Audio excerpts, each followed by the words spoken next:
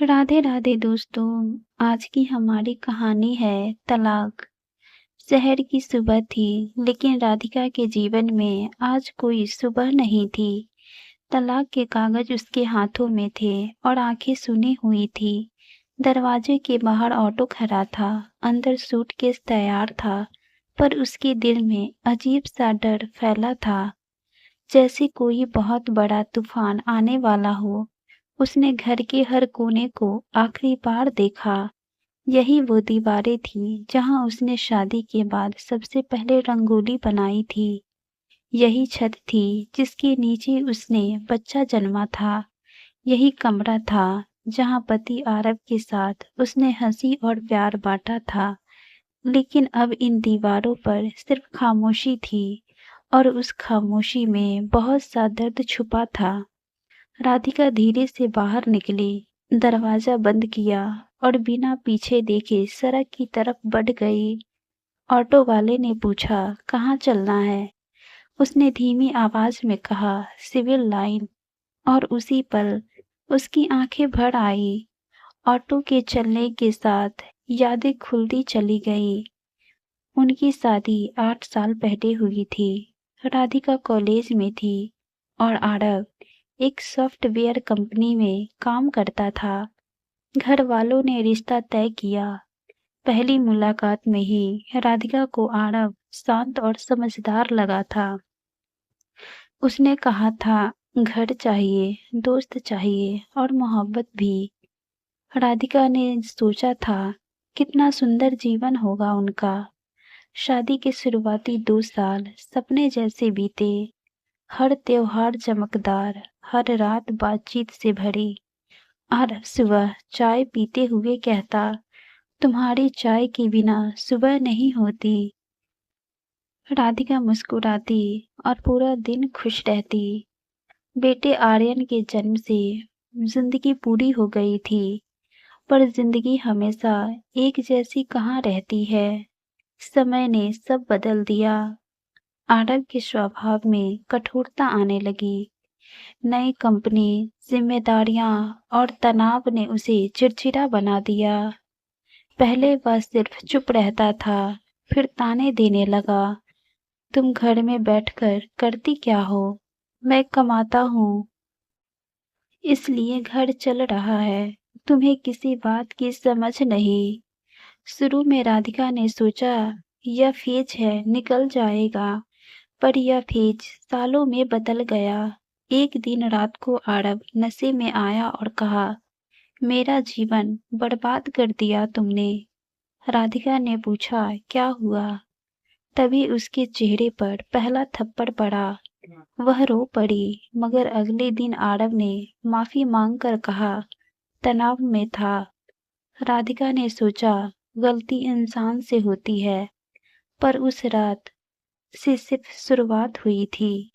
धीरे धीरे आरव बात बात पर चिल्लाने लगा, चीजें फेंकता, गाली देता।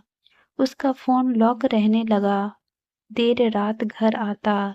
परफ्यूम की महक बदल गई। राधिका ने पूछा, किससे बात करते हो? तो आरव ने फोन फेंक दिया, तुम जासूसी करोगी मुझ पर। और उस दिन से राधिका समझ गई कि रिश्ता सिर्फ नाम पर बचा है।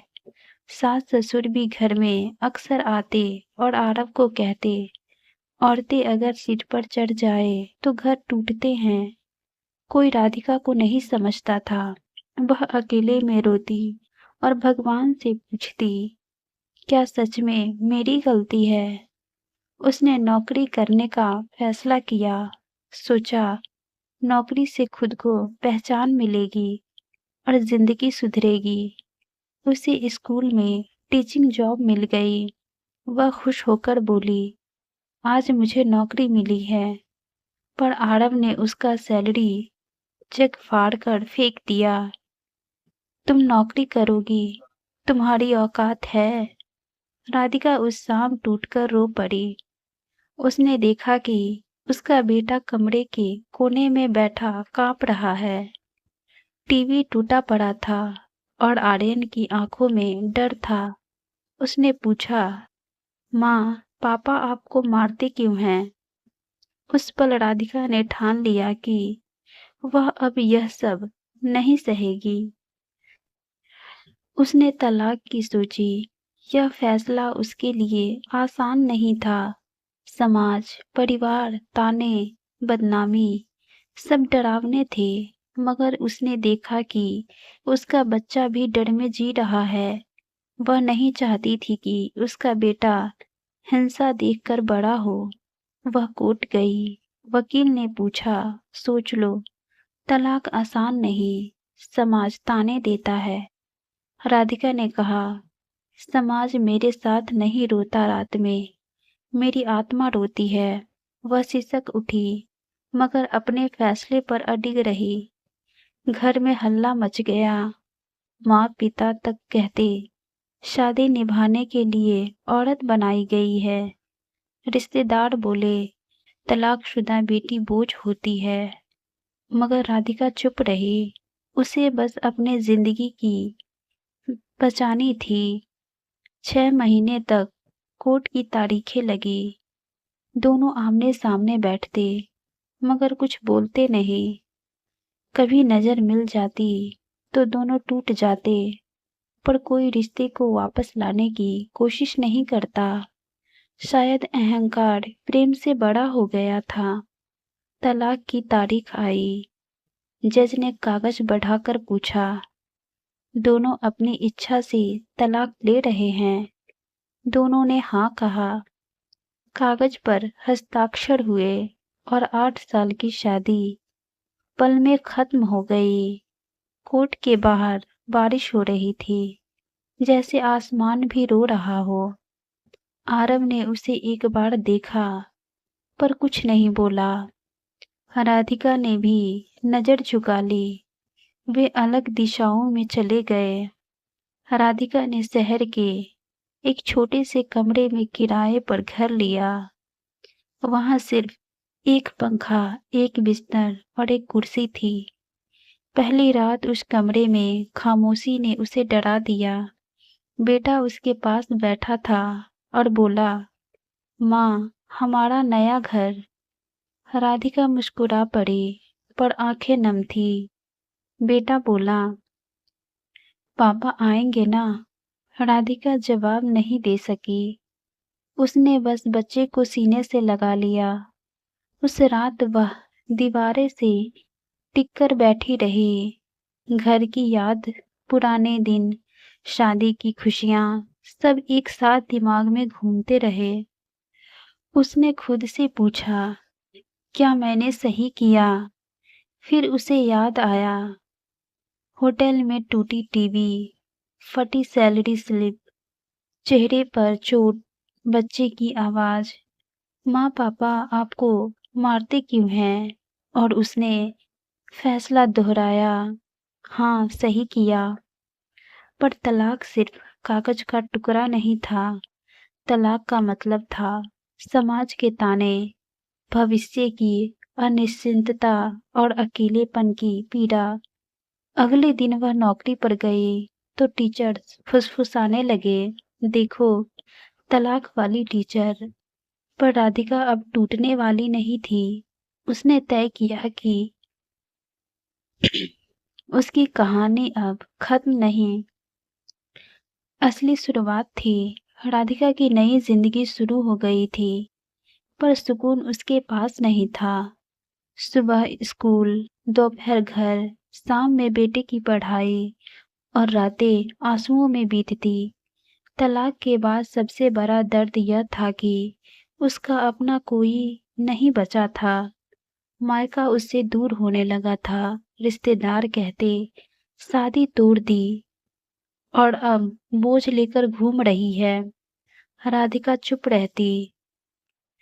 वह जानती थी, औरत जब शादी छोड़ती है तो समाज उसके चरित्र पर उंगली उठाता है, आदमी के चेहरे पर नहीं। आरव की जिंदगी भी आसान नहीं थी। वह तलाक के बाद और गुस्सैल हो गया। दफ्तर में प्रदर्शन गिरा। घर की खामोशी उसे काटने लगी। पर उसने कभी कोशिश नहीं की राधिका को वापस समझाने की। उसका अहंकार उससे बड़ा हो गया था। एक दिन राधिका स्कूल से घर आई, देखा आर्यन बुखार में तप रहा था। उसके पास दवा के पैसे कम थे। डॉक्टर ने कहा हैवी वायरल है, उसे ऑक्सीजन चाहिए। पर जिस अस्पताल में वह गई, वहां एडमिट होने के लिए पैसे चाहिए थे। बैंक में सिर्फ 5,000 थे। उसने आरव को फोन किया। महीनों बाद पहली बार फोन उठते ही आवाज पहचान ली गई। राधिका बोली, आरव, आर्यन बहुत बीमार है, मदद चाहिए। फोन की दूसरी तरफ कुछ पल सन्नाटा रहा। फिर आरव ने सिर्फ इतना कहा, मेरी जिंदगी से निकल चुकी हो, मुझे परेशान मत करो। फोन कट गया। राधिका फूट फूट कर रो पड़ी। अस्पताल की सीढ़ियों पर बैठकर उसने चिल्लाकर कहा, हे भगवान, क्या औरत की कोई कीमत नहीं। पर आकाश भी चुप था। दवाई का इंतजाम करने के लिए उसने अपनी सैलरी का एडवांस लिया। रात भर अस्पताल में बैठी रही, अपनी झोली में सोए बच्चे का सिर सहलाती रही, जैसे वह बच्चा नहीं, उसकी पूरी दुनिया थी। सुबह बच्चा थोड़ा ठीक हुआ, पर डॉक्टर ने चेतावनी दी, इसे स्ट्रेस मत देना। लेकिन जिंदगी को कौन समझाए। अगले महीनों में राधिका ने खूब मेहनत की, पढ़ाती, ट्यूशन करती, घर चलाती, पर समाज को उसे कभी स्वीकार नहीं किया। लोग कहते, तलाक ले लिया, अब मर्द ढूंढ रही होगी। वह सुनती और अंदर मरती जाती। एक दिन स्कूल में पेरेंट्स मीटिंग थी। आर्यन के पेरेंट्स सेक्शन में दूसरे बच्चे के माता पिता आए थे, पर आर्यन के पास कोई पिता नहीं। बच्चों ने पूछा, तेरे पापा कहाँ हैं? आर्यन की आंखें भर आई। उसने कहा, हमारे पापा मर गए। राधिका को जैसे आग लग गई। उसने बेटे को पकड़ा और रोते हुए कहा, क्यों बोला ऐसा? आर्यन ने जवाब दिया, सच कहता तो सब हंसते। उस रात राधिका टूट गई। उसने बेटे के बाल सहलाते हुए पूछा, तलाक सही था या गलत? मगर फिर उसे याद आया, आरव का हाथ, गाली, थप्पड़, टूटे सपने। कुछ दिन बाद एक अदालत का नोटिस राधिका के दरवाजे पर आया। आरव ने बेटे की कस्टडी मांगी थी। उसने लिखा था, राधिका नौकरी में व्यस्त रहती है, बच्चे का भविष्य खराब कर रही है। राधिका हिल गई। उसे वकील के पास जाना पड़ा। वकील ने कहा, केस मुश्किल है, पिता की आमदनी ज्यादा है। राधिका के पैरों तले जमीन खिसक गई। हर चीज खोने का डर लगने लगा। अब उसका बेटा ही तो उसके पास था। अगर वही भी छिन जाए तो जिंदगी किसके लिए बचेगी? कोर्ट ने सुनवाई रखी। आरव ने कोर्ट में कहा, औरत बच्चे को अकेले नहीं पाल सकती। भीड़ हंसी। सबकी नजरें राधिका पर तीर की तरह गिरी। राधिका ने कहा, मैंने अकेले उसे बचपन दिया है, उसे भूखा नहीं सोने दिया। लेकिन अदालत फैसले तारीखों पर देती थी, दिल पर नहीं। सुनवाई के दौरान राधिका ने देखा कि आरव के साथ एक महिला कोर्ट में आई थी, वही जिसके कारण उनका रिश्ता टूटा था। वह मुस्कुरा रही थी। राधिका का दिल जल गया। वह सोचने लगी, मैं क्यों लड़ रही हूँ, किनके लिए? मगर फिर उसने बेटे को देखा और तय किया, मैं लड़ूंगी। सुनवाई के दिन आर्यन कोर्ट में था। जज ने उससे पूछा, किसके साथ रहना चाहते हैं? वह बचपन की मासूम आवाज में बोला, माँ के साथ। यह सुनकर राधिका रो पड़ी, पर आरव का चेहरा भी पत्थर की तरह हो गया। उसने जज से कहा, बच्चा मानसिक दबाव में है। अगली सुनवाई तक आरव ने चाल चली। उसने राधिका के स्कूल में जाकर अफवाह फैलाई, वह चरित्रहीन है। स्कूल प्रबंधन डर गया। आरोप की जांच की गई। राधिका की नौकरी खतरे में आ गई। प्रिंसिपल ने कहा, आपका निजी जीवन स्कूल की इमेज बिगाड़ता है, आप इस्तीफा दें। राधिका ने कहा, गलत आरोप है, मगर स्कूल को सबूत नहीं चाहिए था, इमेज चाहिए थी। नौकरी चली गई। बिना नौकरी, बिना आय, कस्टडी का केस खतरनाक हो गया। आरव की दलील मजबूत हो गई। वह आर्थिक रूप से कमजोर है। राधिका को समझ आने लगा, मैं जीत नहीं रही, बस हार की तारीख आगे बढ़ रही है। एक रात राधिका छत पर बैठी रो रही थी। आकाश में चांद था, मगर उसकी जिंदगी में अंधेरा था। उसने सोचा, किसने कहा तलाक आजादी है? तलाक भी एक कैद है। उसी पल पीछे से आर्यन आया और बोला, माँ, आप मुझे छोड़कर मत जाना। यह सुनकर राधिका ने उसे सीने से लगा लिया। उसे लगा, चाहे दुनिया टूट जाए, वह बेटे के लिए जिएगी। मगर जिंदगी हाँ कहकर भी ना कहती है। 1 महीने बाद अदालत का फैसला आया। बेटे की कस्टडी पिता को दी जाती है। अदालत ने कहा, बच्चे का भविष्य आर्थिक स्थिरता में है। यह सुनकर राधिका चीख पड़ी। उसे लगा जैसे किसी ने उसका दिल निकाल लिया। आर्यन को उससे छीन लिया गया। वह माँ के हाथों से बच्चा खींचते ले गए और बच्चा चिल्लाता रहा, माँ, माँ, माँ। राधिका जमीन पर गिर पड़ी। उसकी चीखें नीचे तक गूंज रही। बेटे के जाने के बाद राधिका पागल सी हो गई। वह घर में उसकी चीजें देखती, खिलौने सहलाती, उसकी कॉपी सूंघती और रात भर रोती रहती। महीनों गुजर गए। नौकरी न होने पर वह छोटे बच्चों को पढ़ाकर गुजारा कर रही थी, पर अंदर से वह खत्म हो गई थी। आरव अब नई पत्नी के साथ था। उसका घर अब रंगीन था। पर जब भी आर्यन पूछता, माँ कहाँ है, तो वह कहता, वह तुम्हें छोड़कर गई। यह सुनकर बच्चा चुप रह जाता।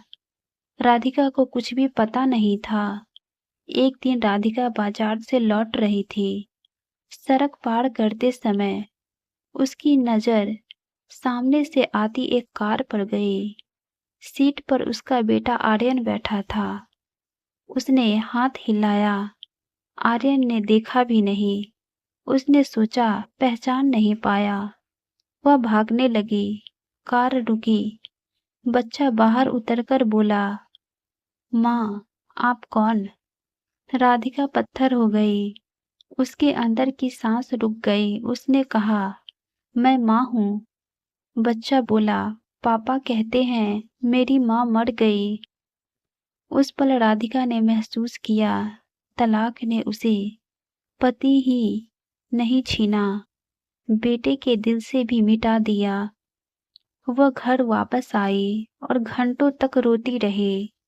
रात हुई तो उसने कमरे में जाकर बेटा की पुरानी तस्वीर सामने रखी। उसके माथे को चूमा और धीरे से फुसफुसाई, अब जीने का कारण नहीं बचा। रात के सन्नाटे में राधिका ने आखिरी बार बेटे की तस्वीर को सीने से लगाया, आंखें बंद की और एक लंबी सांस ली। सुबह पड़ोसियों ने कमरे का दरवाजा तोड़ा। राधिका फंदे से लटक रही थी। चेहरे पर आंसू सूख चुके थे और हाथ में एक चिट्ठी थी।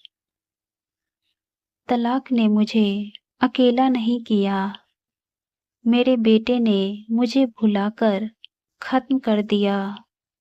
वह चली गई।